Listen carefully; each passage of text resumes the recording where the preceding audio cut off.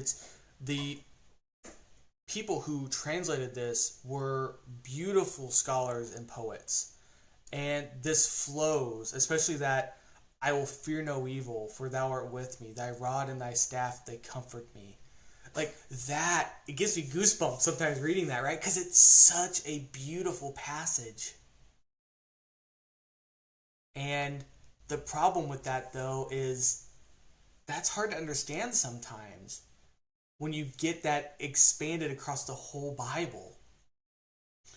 And if we really wanted to break it down, like leadeth, I know that means lead, but can we expect an 8th grader to know that means lead?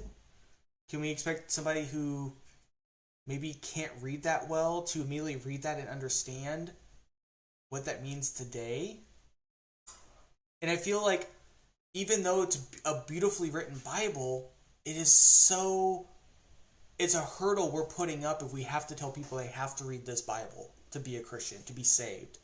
And so now I'm going to get on my high horse and get on my chariot stance here and get passionate about this, because the King James Bible is not the only Bible that we have.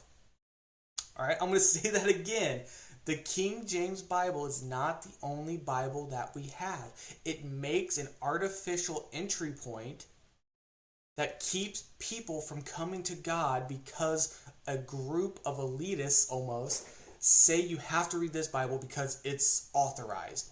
Authorized by who? By man. God authorized the original translations in Hebrew, Aramaic, and Greek.